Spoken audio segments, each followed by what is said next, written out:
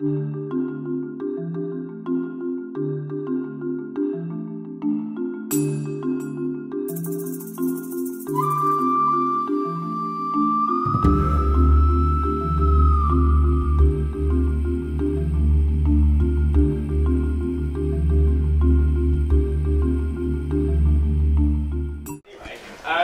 that rather spontaneous silence, good evening and welcome to University Question Time.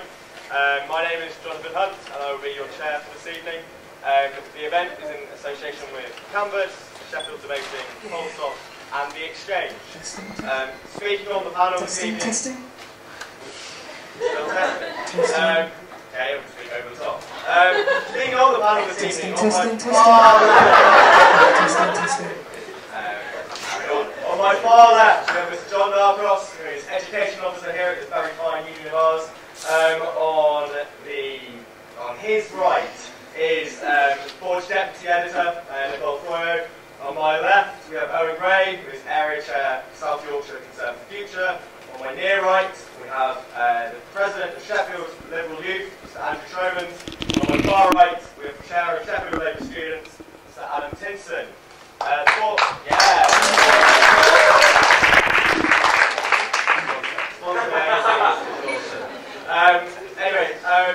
The questions this evening have been submitted already to Canvas. There will be 6 questions, hopefully, if time allows for it. We will put the questions individually to the panel. After they've had their fill of debating goodness, we'll open out to the floor. So if you want just something to say at that point, raise your hand. I will select you in a relatively arbitrary fashion. So without any further ado, we'd like to move on to the first question, which will be put to Mr. Joe O'Hare.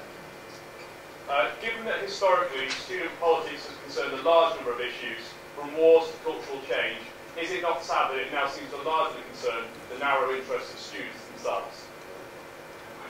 Mr. John Narcross. Can you hear me all right? Yeah. I don't think that's true, for a start. I think students are politically engaged in lots of different issues. I think if you look at the policy this union holds itself, there's a wide range of issues from gay rights to Israel-Palestine to bottled water and the environmental effect of that. So I think it is quite short-sighted to say that students are only engaged in sort of narrow, self-interested topics. I think tuition fees obviously is an issue that students have been particularly vocal about over the last couple of years. I think that's not just an issue that affects students. I think it's an issue that affects the wider economy, society as a whole, as much as it affects students.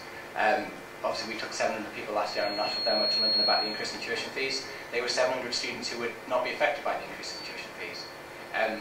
They were out there campaigning, protesting against those changes for the benefit of other people who aren't at university at the moment. So I think to say that students are only kind of really bothered by interests that affect themselves is incorrect.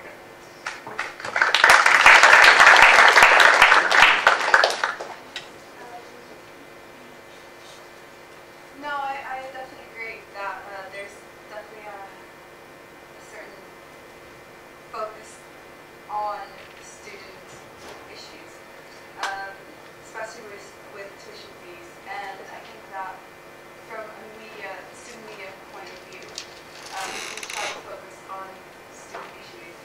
And it is a bit of a shame because students could do so much more if we just looked a bit far away from what all youth has does. Tuition fees is a great example, but for example, arts cuts, that could be something that, obviously when we went to the tuition fees demo, we were protesting the tuition fee cuts, the tuition fee rise, but the arts cuts, for example, we could have put a lot more emphasis on that because that affects so much more. So yeah, I definitely agree that we could affect so much more than we do. Well, I completely understand that from time to time people may think that university politics very narrow-minded, and sometimes we do get hung up on trivial issues such as bottled water, for example. As far as I'm concerned, the university should be a place whereby we can, express our own opinions on individual issues, local issues, national issues, but with that in mind, we must be realistic to what we can achieve as an institution.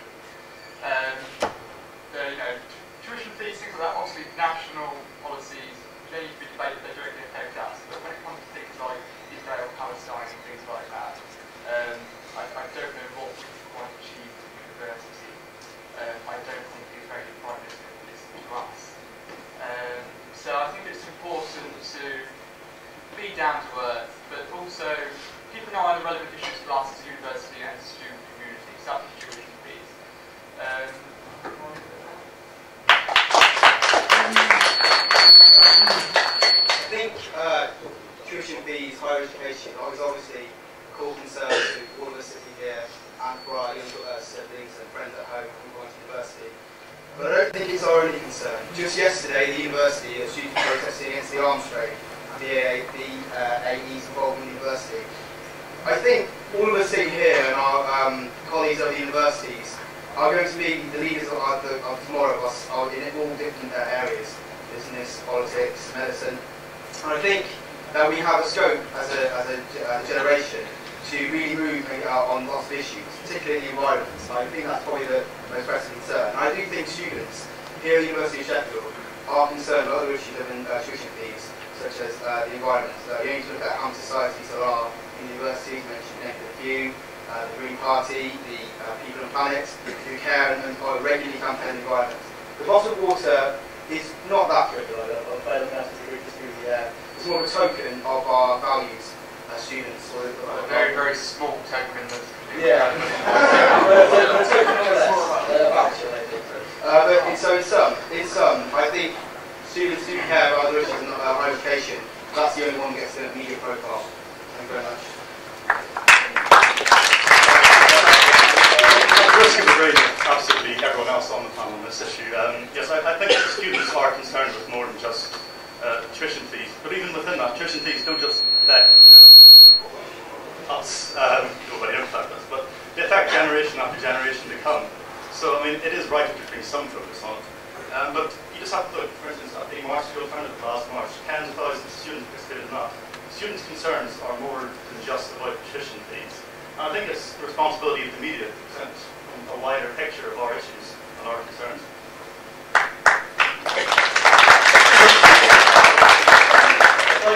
Nicole, your editor at Forge wrote a piece in Forge Press about how union council is a complete waste of time. Do you think that that is endemic of your position? Well, I've had to sit through council meetings many times, and I must say that there is a lot of time that is wasted on things that shouldn't really be discussed. And I wouldn't say that it's a massive waste of time, but I do think that that time could be used in a more constructive way. I do think that it's a good way. It's a good way to be democratic as a meeting. But I have been to so many meetings that were very, very long and without any results to them. So yeah, it's a waste of time. In defence of union council, I think the issue with union council is, sometimes conversations do get tied down in nitty-gritty detail. But I think every issue that goes to union council is issues that students have brought to union council, issues that students care about, and students think are relevant for discussion. I mean, to go back to the point on bottled water, I think that is again something that it was an issue that was brought to by students. It was students that wanted to make a statement against the ethical issues surrounding the sale of bottled water and the sale of what essentially should be a free thing such as water. And that was something that was taken in union council, that went to a referendum, campaigns were run, students were actively involved in that argument. I don't think it is a trivial issue like Owen said. And I think things like that do show that students are passionate about things. Were the majority of students actually interested though? Tell me that. The majority of students voted on that issue, and I think the majority of students went and passed their opinion. And I'm curious to see what kind of student issues considered the future of the campaign in the past.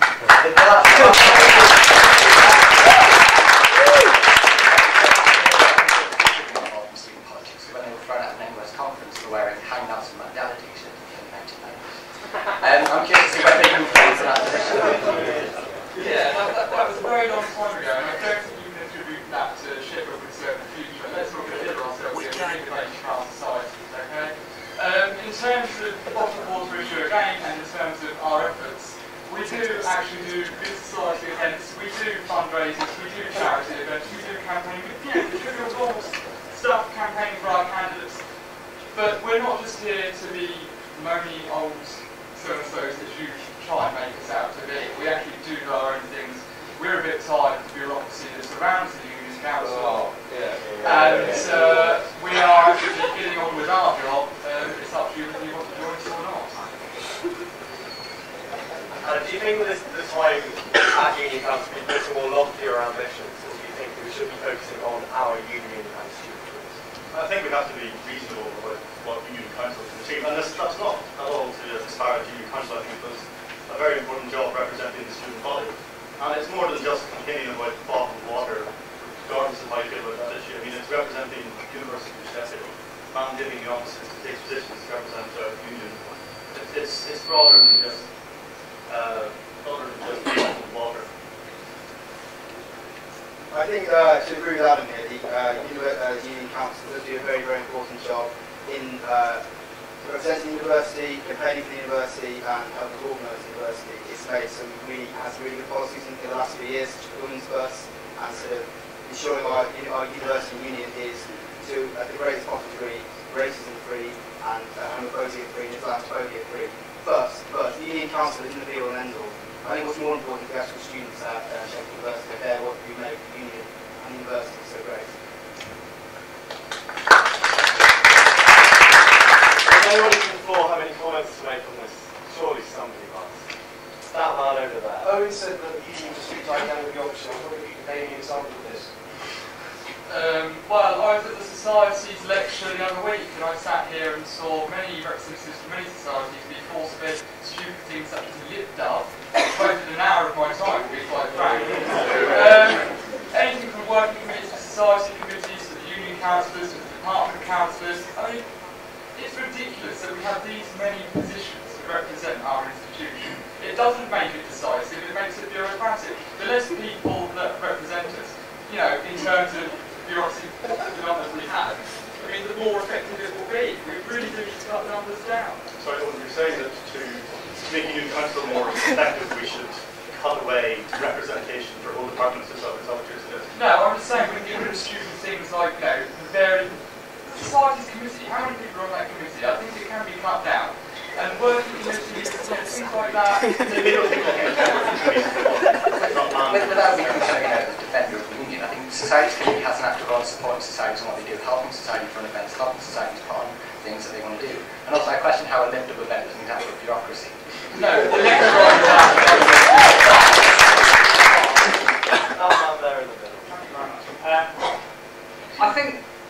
Thank you very much. I think that I just want to pick up on something that we said before. That the students of today are indeed the people who are going to inherit society tomorrow, and I think that does definitely play itself out in how people do get involved in student politics. I mean, my society, I'm the secretary of the Socialist Students Society, and our society has been going from strength to strength at the moment because I think students are really radicalised and concerned with what's going on in society, because they do see that well, all of us see that the future is definitely in the balance at the moment, and people, as has been shown in every single one of these demonstrations that the NUS has put on, and indeed things like the Occupy movement, which is taking place at the moment, that students are really more engaged now probably than for a long time in the issues which really affect their future.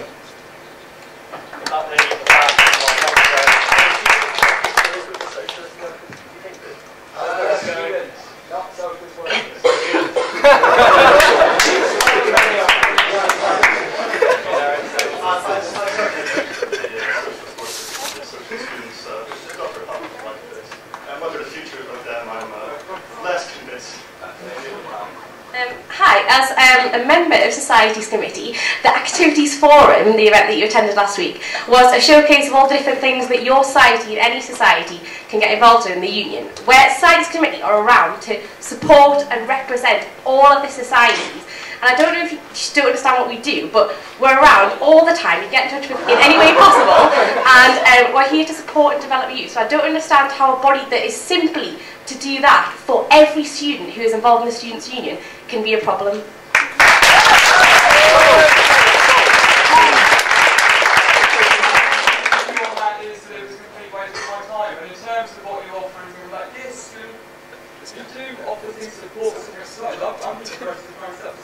Myself.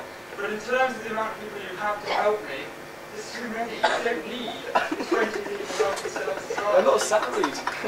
Not all 20 people are dedicated to you personally. We all told you. It doesn't need to be that big at this university. Before you waste any more of our time, the second question comes from Mr. Hugh Wales.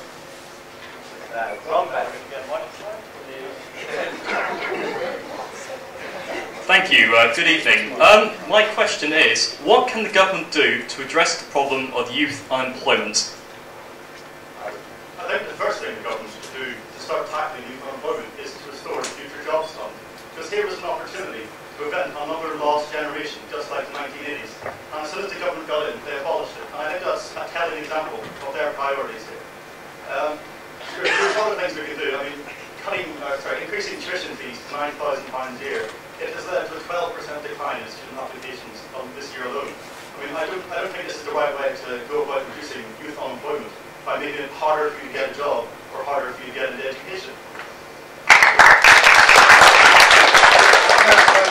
Youth unemployment is a very great concern for not me personally, because I struggled for maybe 18 months to find a job. Have now found one, in fact, getting a run, of course.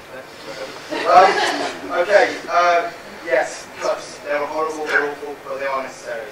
I think also, what I'd like to draw your attention to now is the fact the government has created 100,000, yes, that's 100,000 green apprenticeships in green industries, such as developing renewable energy resources and developing hydroelectric cars. And this government has created more apprenticeships than any other government previously.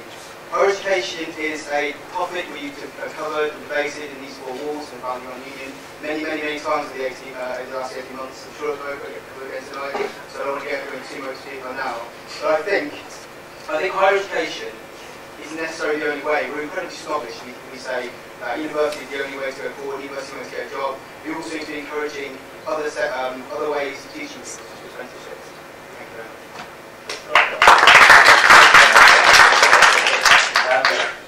I don't think university is the only way. You can go to college, do courses there, which is why the government's cut the MA, so that's going to do that. The government has cut the MA, that's a fact. Applications to colleges have dropped up to 50% in some places because the government cut the MA, that's a fact. I think, youth unemployment is a problem. It's the highest it's been kind of on record. Unemployment for all ages is kind of the highest it's been in 17 years. This is a huge problem. It's a problem that kind of the economy's kind of slowing down. I mean, we've had 0.5% growth. That's kind of the lowest, I think, in the G20. Apart from Japan, had a nuclear meltdown, which is probably some way to blame for that. I think the government needs to do more. I think, I agree with Adam. We should be kind of investing in the Future Jobs Fund again, and we should be kind of providing young people with opportunities to go into further study, to go into apprenticeships, to go into jobs that at the moment don't exist. First of all, I completely understand, the economic circumstances we are, people are worried about the future, but I'd like to pick up on what Andrew has said. I mean, this government has increased apprenticeship by 58% on last year, and we've delivered more than double what Gordon Brown said he would do by 2013. I mean, as Andrew said, we have an attitude whereby university is the only way forward, and we have a system in place through apprenticeships, English baccalaureates and things like that, whereby university isn't the only path we can go down. In terms of the EMA, I mean, the reason it was cut, we had to make difficult decisions, and if it came down to it, it just wasn't effective. I mean, giving people 10, 20, 30 quid without checking how they're spending it, I think is completely irresponsible. Completely irresponsible. I want to highlight Simon Hughes, who's a senior Liberal Democrat's efforts to basically promote a system like EMA, but more targeted, more directed, and more sensible. Thank you very much. Basically, 165 million has been made available in the discretionary loan support fund every year, and further 15 million has been made available for the most disadvantaged young people. Basically, I think EMA is a good idea in principle. I think most people agree in this room that supporting young people from low-income backgrounds through education is in places a good idea. But I also think we all young people are sixth forms and education providers who basically spend their £30 on booze, bags, whatever. I think what we need to do is basically target and streamline our approach to how we support young people's education. I'm not going to pretend that this part of money isn't smaller. The government is still supporting young people from low-income backgrounds through education. But then they have a perfectly good right to protest. But I will emphasise this point. A spokesperson for the protesters today on TV couldn't even tell anyone why they were there. He was pressed 5 times. What's your policy? What's your message? What's the point you're trying to get across? And he says, we're going to be in there 2 weeks. I mean, surely you should have an idea before you have action. I mean, it sounds ridiculous. I disagree that it's not a legitimate political protest. But I think there's an awful lot to say from their perspective. I think there's been a crisis of capitalism, but it's been developing for a while. I don't mean that in a Marxist sense. I think we need to reevaluate who's benefiting from the economic system we have today. If you look at the United States, for instance, the Science is that 23.5% of every dollar earned in GDP is off 1%. Is that sustainable? Is that sort of inequality that drives people to borrow and to create real incomes to be reduced that led to the crisis? I think that the Occupy movements are amazing. I genuinely think it's a very, very good idea. But what really gets me about this sort of protest is that obviously I do think that there needs to be an amount of work. But what really gets me about these protests is that, as you said, some people don't even know where they're there. And that really worries me, because if they don't know where they're there, what is the point of protest? Do they all really want the same things? And from the moment that they're all occupying the same place, where do you go from there? What are they proposing? And I think that protesting is all very good, but what's the next step and how can we make it constructive? Yeah. So John, do you think we need an entirely new economic system, or do you think we can solve this through? I think we can solve it through reforms. I think it's interesting. I remember when the recession first started, there was one of the many socialist parties had an event on the checkout and had a picture of Karl Marx, and they had a caption of, was Marx right? Did capitalism fail? And I remember kind of like laughing to myself slightly at the time. But I think as time goes on, it's kind of a more interesting sort of point that's kind of coming from this. How bad is it going to get? And I think we're British. We don't generally vote. We don't occupy things. It's not in our nature. But we are. There's people kind of occupying outside St Paul's Cathedral, and there's people occupying the cities up and down the country. And they're occupying because there is something kind of fundamentally wrong with the way the country's working at the moment. I mean, capitalism to a certain extent has failed. Company directors, their pay has gone up 50%. They went up 55% last year. And at the same time, they're cutting kind of youth services in London, in Harrogate and London by 74%. And that's not equal. That's not fair. And the system that's kind of perpetuating this, is capitalism. And there's obviously an issue there that needs to be addressed. It's great inequality in society. That is kind of and is the root cause of all the problems that we're seeing today.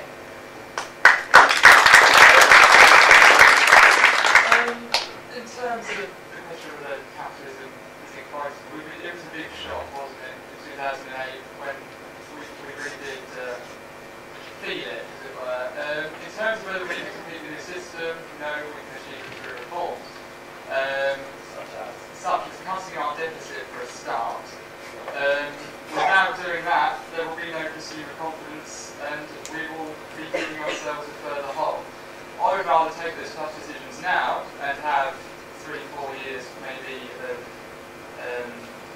relative pain to what we may have in the future.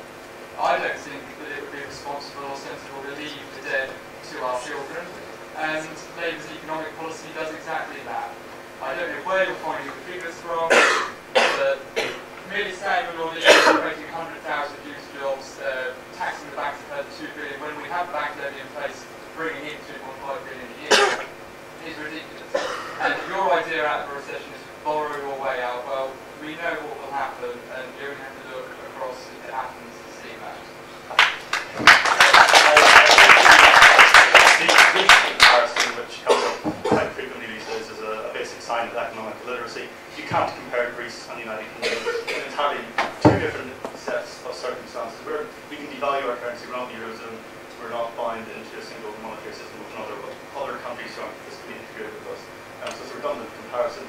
But also, your point about getting the deficit down, we're not disagreeing about getting the deficit down. What we're saying is, to get the deficit down, you need to have growth. And growth at the moment is not coming anywhere from this government. And here's an interesting figure. For every £4 this government cuts spending, the deficit's only going down 75 pence. Is that worth it?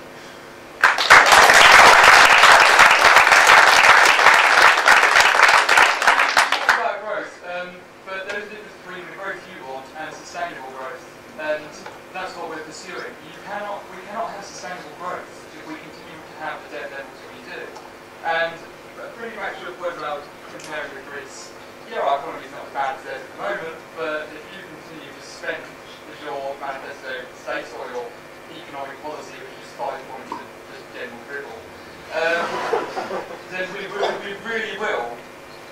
in a hard place because we will lose that confidence, and you will see people refusing to exchange money. There will be, all the things that we've seen in the past 2 years, or the last 2 years of the Labour government.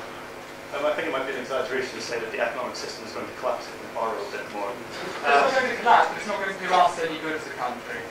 And is the current way that the government's doing this? I mean, before kind of the government is in the moment, I think it was 2.6% growth they had, and that reduced the deficit by about 10 billion or something. Growth is now at 0.5%, which after kind of stagnating and bouncing up and down around zero for the past year, that's not kind of reducing the deficit, that's not growing out the deficit. You can't cut your way out of the deficit, that's been proven. And that's been kind of, economists would agree with that. And cutting is if you look at what's happening in Greece, they're trying to cut their way out of the deficit. That's going really well for them. I think that's a good point, really, to bring that question to a close. Move on to the fourth question this evening, discussed with Mr. Chris Leary. Somewhere, hopefully. Never read out the fourth question. Is the decision by the Greek Premier to give the Greek people a vote and attempt to blackmail Europe? Is Papandreou handing his people a loaded gun knowing they'll shoot themselves? Well, I think it's maybe a high-risk strategy. To what end, I'm not quite sure. But more generally, what happens in Greece, and this does all go, if the Greek people do decide to reject these changes, it'll have wide repercussions for us, particularly given that how much of our trade is with the Eurozone. And I think that that's really an argument for us to stay within Europe, not necessarily Eurozone, don't be a mistake, but to stay within Europe. I think what's happening with Greece is interesting. I think to a certain extent, yeah, it appears to be kind of pass a decision off on someone else. Like Adam said, if Greece do default and if it all goes the wrong way, it'll have terrible repercussions for us. I think it's a mistake to be able to put it to a referendum. I think it's, as the question kind of implied, handing kind of a loaded gun to somebody else because he doesn't want to pull the trigger himself. As with it, you like referenda. I like to go away, but okay. Referendums, basically their function is to solicit the voice of the people. And I think at this time, Greece, they've got to decide as a nation where they want to go. I think really this is a great time for them. They've got good choice of vote. I think wrong instance of people might go. Well, I think the referendum came as a surprise to everyone, including his own cabinet. But in terms of whether a referendum is right now, I mean, they were close to the deal. Bailout was about to be sorted, and to turn around and call a referendum, we all saw the effect that the markets were around trusting. Personally, I don't see the logic in it. I mean, it's backfired, and the Greek people were completely, confused as to what he's called a referendum. And I think he was trying to mobilise the people and try and rally support. I mean, in terms of timing, it couldn't have come at the worst time. I think we saw that when the Greek Prime Minister was flown to Nice early to talk with Sarkozy and Merkel. They're obviously not happy about it, and the more that Greece kind of plays with the idea of its own destruction, then it's going to obviously be bad for our economy as well. What we need is a quick Eurozone deal. We need them to agree. The referendum, in my opinion, is always bad for time. If I were to I think that the reason for a referendum is quite clear. People are obviously scared and desperate, so giving council is the right choice. You don't think it's a cynical move on the behalf of Definitely not. Yeah, I think a deal needs to be made quick, and I think putting it to a referendum is kind of passing away the problem in a way and delaying any kind of solution. Well, I think as it does affect people outside of Greece, whether this should be a decision purely for the Greek people, certainly everyone should have an input in the decision, but whether it's better tackled with existing European structures, I think maybe It should be tackled, like Adam says, through the EU and through everybody else as well, or do you think it should be purely The group people definitely need to be consulted on this matter. But I think the decision could wait a little bit longer, because basically you make a deal and the group people can sort of assess the situation themselves. But as in the group, does he agree to the group people also need to say as well? Who has something to say about Greece? Like we've had something, I've read something like over a dozen crisis summits in the past few months. Are we not just like with Greece? We're not just delaying the inevitable. Are like the internal contradictions of the euro showing themselves? And are we going to have some sort of horrible crash? And are we just prolonging the decision? Might this referendum be the easy way out? I think it's a question for those in the eurozone. Really, it's difficult to achieve monetary union without an accompanying fiscal union. But really, it's not so much for the United Kingdom to say, because we wisely opted out of joining the euro. I think that decision has been borne out once more. Anybody else? That one right at the back.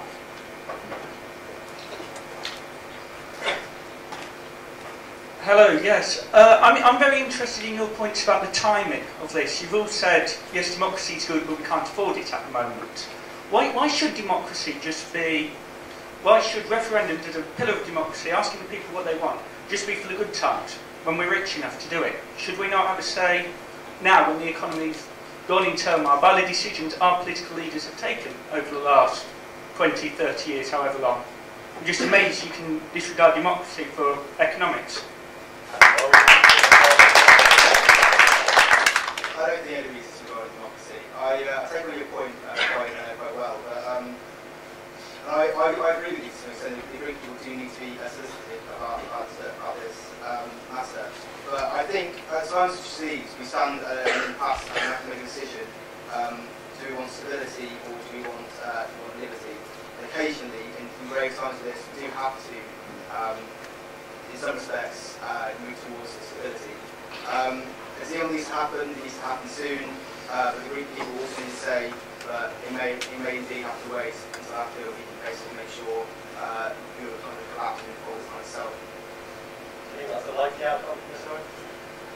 Well, in terms of what you said about, we can't afford democracy at the moment, I'm just saying, with the Greek referendum, I don't see why it was logically chosen. I mean, you could have accepted layout without having a referendum, and wouldn't have this lack of confidence that we're seeing now.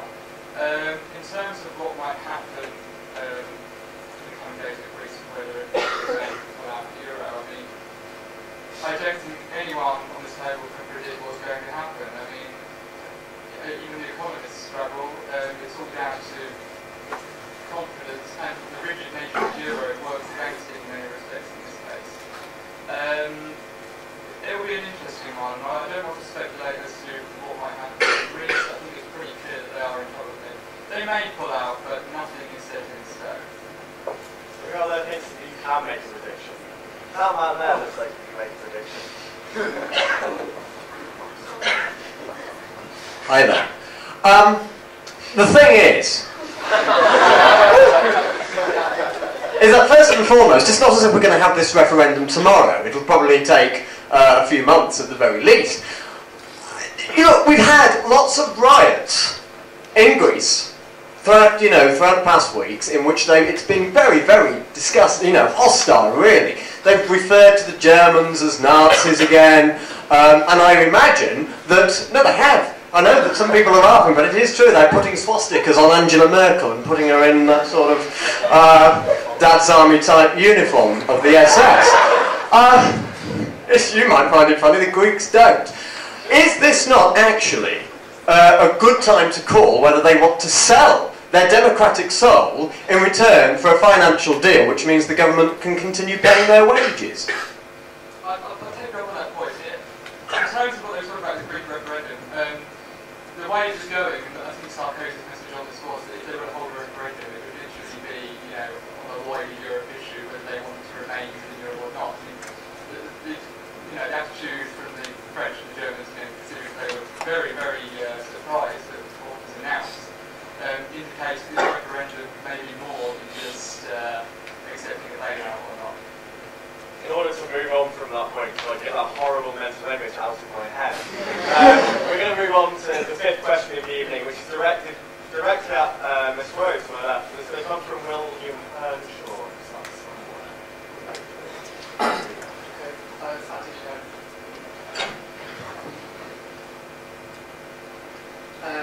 Which one? Number one. Number one, okay. Oh dear, I apologise now. This is a question for Nicole from Forge Media. In your blog on the Independent website, you said, and I quote, "Breaking the rules in the name of holding someone accountable for their actions is what drives journalism. The public interest is always the winner." So in your view, should every person be accountable to the press? And what about an individual's privacy? That's a really good question. Could you speak in the microphone? Yeah. You can't hear. Thank you, that's a really good question.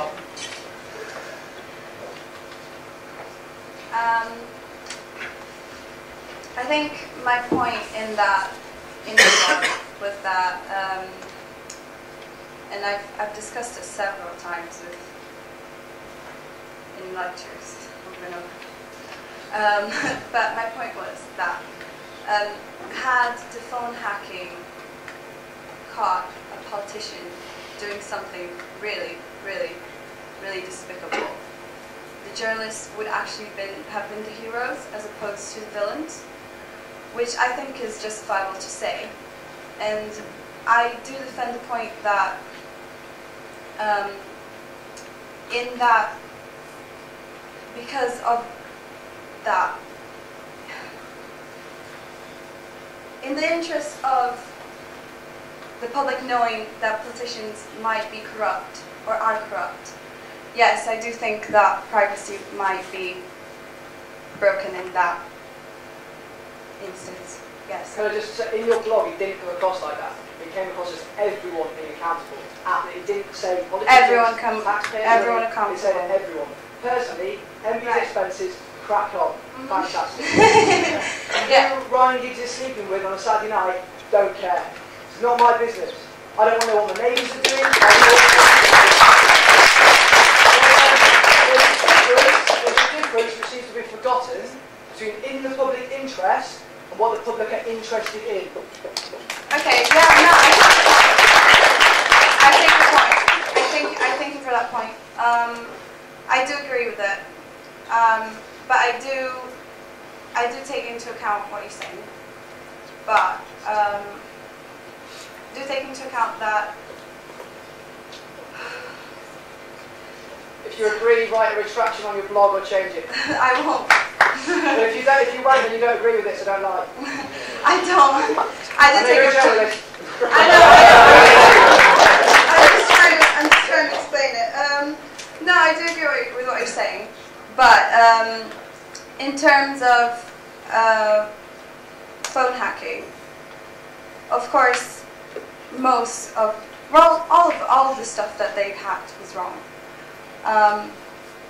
But yeah, the politicians, I think that their privacy should be, if they're doing something wrong. Exactly what I just said. That's it. Andrew, where would you draw the line? Where do you think public interest ceases and in the interest of the public begins? That's an incredibly difficult line to draw. I'm a little bit disturbed the way you think the press has a right to dig into around our private lives. It's quite a bit disgusting, the fact that you think the press can have the right to know everything about us, and a bit worrying, frankly. Basically, where does the line between public interest and interest of the public? It basically comes to the line of wrongdoing and breaking the law. As the gentleman there made the point, I don't really care who went when you can't off on a Friday night. But I do care whether my politicians are filling their expenses, whether Rupert Murdoch is going into number 10 and spreading his cancerous influence. But I seriously think that people's personal moral lives, they're not public figures, they're private figures, should be left alone to do what they are, it's private. Do you think that do you trust the press to draw that line themselves? Well, I think what we've seen is the Press Complaints Commission saying that this was the actions of a few rogue journalists, and whether that's been I don't think that's what emerged from this whole hacking saga. It seems to me that it goes all the way to the top. That's not rogue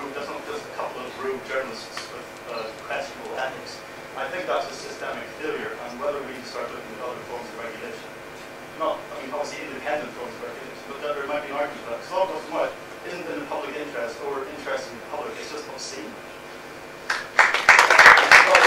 We always push for greater media regulation. While my two partners here, have always pandered the media moguls like Murdoch. Your party is Murdoch. Your party is the one that employed Andy Coulson against better judgment, against advice. Do you think that was a good idea or not? Well, I suppose on the side, I think the Prime Minister recognised it was a mistake. I mean, I think it was emblematic of the whole culture that to be in number 10 it's good to have a good press man and the whole kind of Alice Campbell kind of persona. It, you know, this was before the news-hacking allegations come out. The Prime Minister has, asked him on a number of occasions whether he was party to this, and according to the Prime Minister and people up there, he denied it. And David Cameron's not a soothsayer or a psychic. He can't predict wrongdoing by smelling someone or by TVs.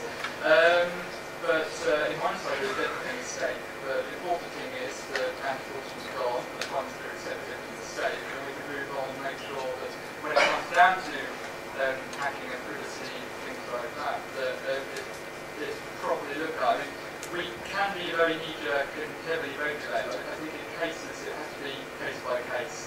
We can't apply a blanket rule. There will be times when personal misdemeanors may affect their place in society, their jobs, their careers, leading to the public limelight. But it really does need to be a case by case basis. We can't draw a line anywhere. Do you mean case by case? Do you mean if a journalist has uncovered something, they will take it to authorities and ask them if they can publish it? This is the thing. I mean, it's not a case of you're going to the authorities after the public. We've seen, use of injunctions, things like that, to kind of gag the press. Ultimately, you can't. I think you can't decide whether something in the public interest until the public can make a decision on it. I mean, you can't say, "Oh, I've uncovered someone's personal misdemeanors. I'll bring it to the public." I mean, I take the person's point out there. I mean, I don't really care about what Brian Higgs does on the weekend or on the pitch, to be fair. I think that we are in danger in cases like this of attracting a blanket ban or a blanket restriction that really doesn't do any favours to either party. So, that we need to have too much influence in that in the whole process. Yeah, I think so. I think having the media in that sort of powerful position, the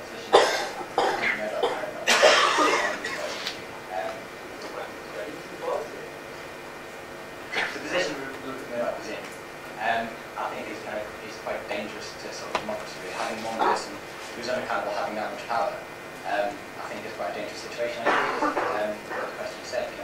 If my MP is when it uncovers illegal action, that means justifying all the cases, and it's just up to the journalist to decide whether they're allowed to print it. It's justified if it's the public interest, but then it's not up to the journalists to justify it. It does in media law if it is in the public interest and the journalist has done something wrong, it will go to court, and if it is in public interest, it's justified. That gentleman right at the back.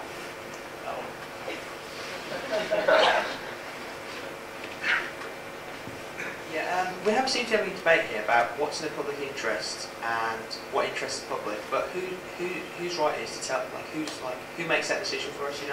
Like a lot of people these days, like the X Factor and reality shows like that. And is it up to elite people to make that decision, or should the general populace make it as a whole? And also on the point about investigative journalism, I don't agree that we should hack people's phones unless of course we've got a police warrant. But I think unfortunately we have to sacrifice people's privacy in some cases in order to get them the best result for the public, because a lot of people because if we had strict regulations, then a lot of good stories wouldn't come out. Anyway, that's just one.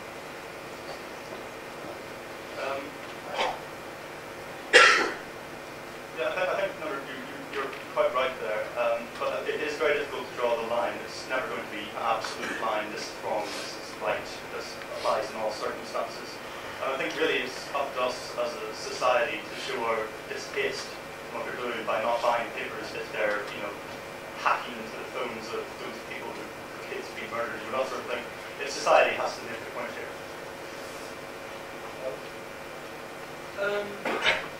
Yeah, I mean, it is a tricky one.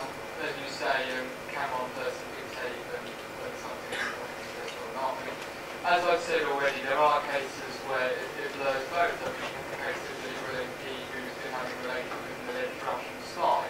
I mean, I think that's a brilliant blend of both. Personally, I take your point as well, we do oversimplify it. I mean, it's a very complex problem.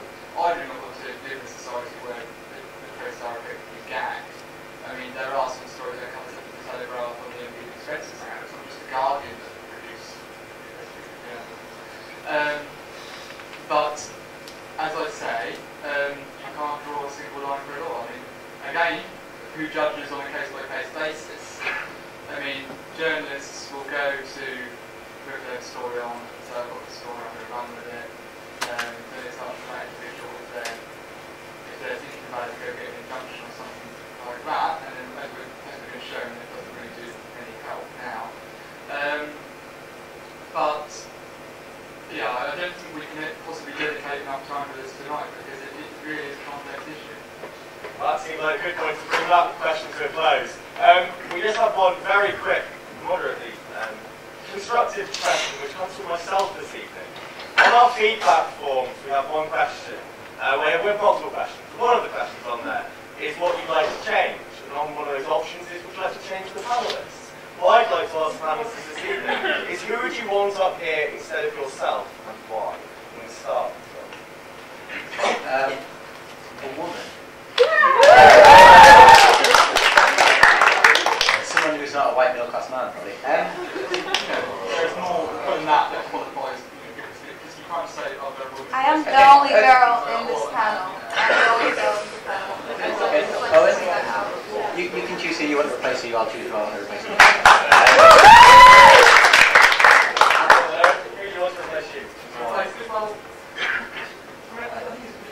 Question. I think I want someone else from the Conservative future up here apart from myself. There's no way I would pick anyone who doesn't have a particular member of that. I'm not going to name names. But I would actually say that the panel I think should have been expanded and we should take into account half of UKIP. People will laugh at that, but I think it's a valid point and I think something has been missed here. Nicole, who would you have up here instead?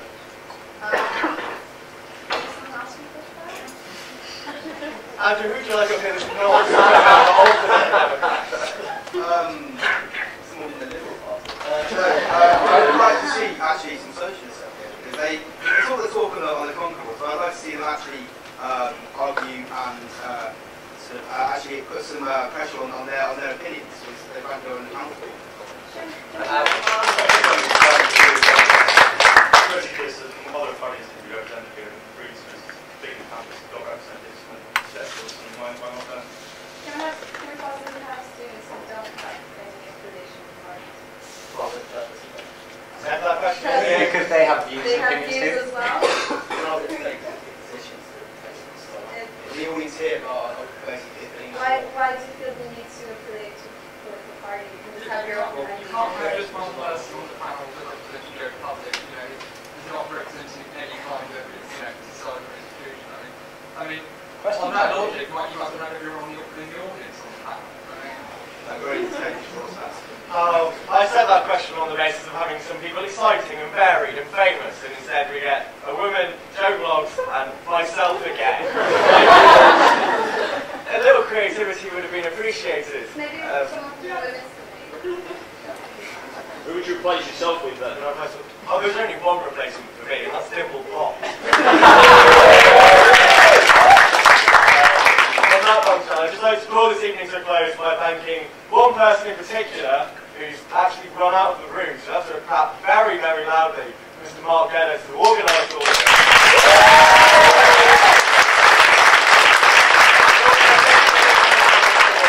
I'd like to thank the entire panel for their contributions this evening.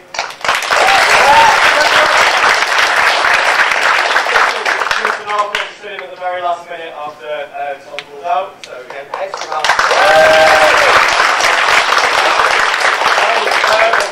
For our feedback forms at the back that we hand out, if you fill that in, that would be great. We'd quite like to do another one of these. One of them?